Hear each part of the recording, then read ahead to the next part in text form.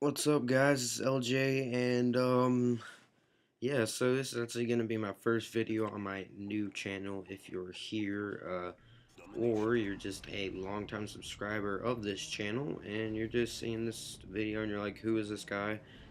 I forgot because I haven't posted a video in like at least 5 months. But I have Modern Warfare 2 today on my second account, RDC Hex, and using Star H FMJ with Red Tiger, Sleight of Hand Pro, Stopping Power Pro, and Ninja Pro. You're saying why aren't you using Scavenger? I don't know, I just like Sleight of Hand better, but playing High Rise Domination, as you can see. The game match, it's not a full game. Our team just wrecks so hard that everybody on their team ends up quitting, but I get like 3 payloads or something like that, I'm not sure, but yeah. But in honor of Modern Warfare 2 gameplay, I decided I'm going to do a Modern Warfare 3 details video, just like I did Battlefield. So yeah, let's just get right into it. First of all, developed by Infinity Ward and Sledgehammer, it's kind of known by now. What happened to Raven Software? Weren't they developing something? I don't know what happened to that, but coming out November 8th, PC, PS3, Xbox, yep. Locked at 60 frames per second, but that's pretty good. You know, it can go over as well, but 60 frames per second, you know, it's average basically. It's a direct sequel to Modern Warfare 2. It's basically like 10 minutes after whoever, Nikolai, when him, like, carried the price in the helicopter. I forgot. There's no co-op campaign. There's lots of locations for it. It's like America to England, France, stuff like that, Russia, I don't know, stuff like that. But and there's two. All right, now Spec Ops. That was campaign, of course. Spec Ops. You've got two main parts of it: the missions and then the survival. Missions are just like the Spec Ops and MW2. You know, you got evasion, stuff like that. You know, those type of missions. Remember that mission? That was pretty hard, but yeah.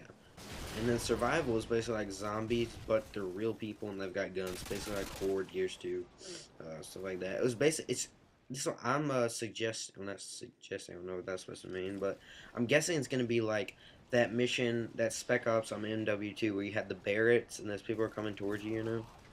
If you remember that mission, but that was like one of the first ones. It was on Alpha or whatever the easiest one was, but and Spec Ops is going to have leaderboards, online matchmaking, ranks, and in-game currency, which I don't really know how that's going to go. I guess like if you beat missions, you can unlock more. I'm not really sure.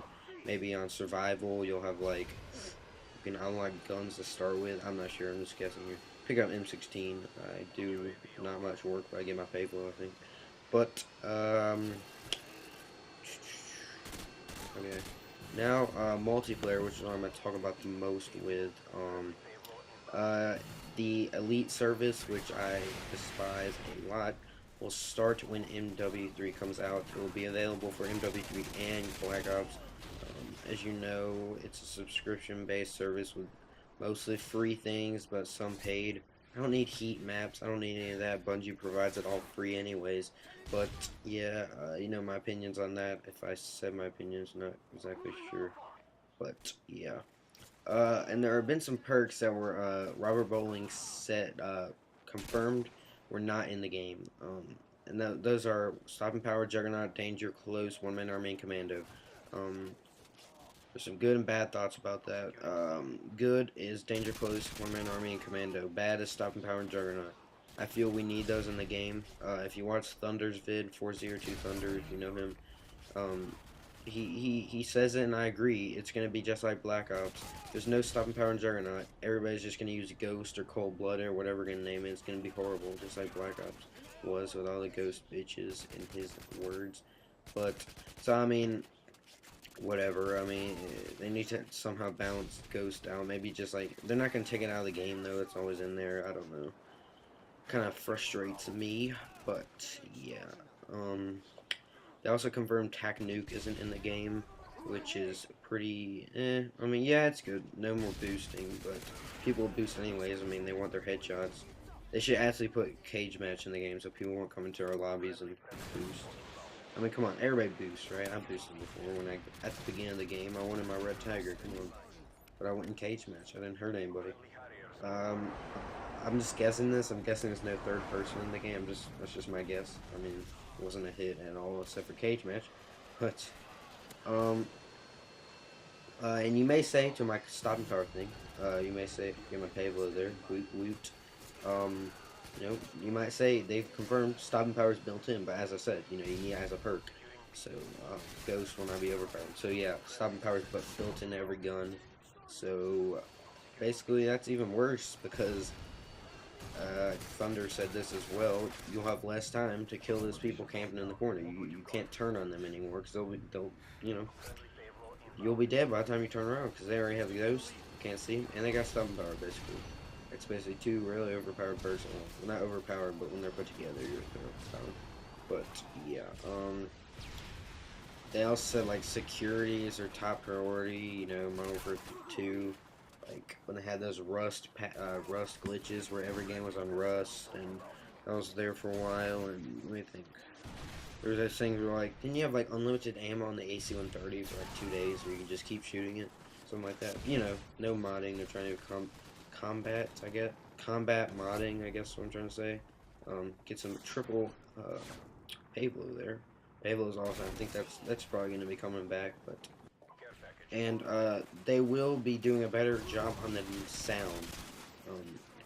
And what I mean by that is in Black Ops, unless you're playing game battles, you didn't need Ninja because the steps were basically silent. I get saved on my table there, but they will be making the footsteps louder, so that you should put Ninja will be a good perk to use, and Sound Horn will be available to use. And they will actually support the game after launch, not like this fail of a game here, which actually is better than Black Ops and all the updates they have. But they will be having post-launch updates, which is pretty good. So, if this game had post-launch updates, one-man army would be taken out, stuff like that. But they didn't. I'm pretty sure Robert Bowling even said, like, I remember this specifically about February. He's like, coming home from conference. Here come one-man army tweets or whatever. It never happened. Just liar. But, yeah.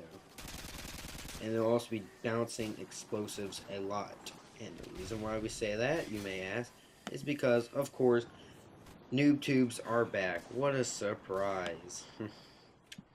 They're going to have these confirmed attachments from Infinity Ward themselves. Grenade launcher. Why do they keep adding that? I really want to know. Like, I don't understand why they keep adding that, but anyways, confirmed attachments are grenade launcher, silencer, holographic sight, red dot sight, and dual scopes. You may be asking, LJ, what is a dual scope? Well, if you watch the campaign E3 trailer, I think it was, there is this gun he has where he's got, I think it's holographic, and then there's a little scope to the side. And it's ACOG, so I guess ACOG's confirmed too. I don't know. And he gets the ACOG, his hand gets on it, and he just drags it right in front of the other scope. So he's got two scopes at once, basically. But, yeah, so that's the end of the game right here. Host leaves. Rate, comment, subscribe. Peace. Hope you enjoyed.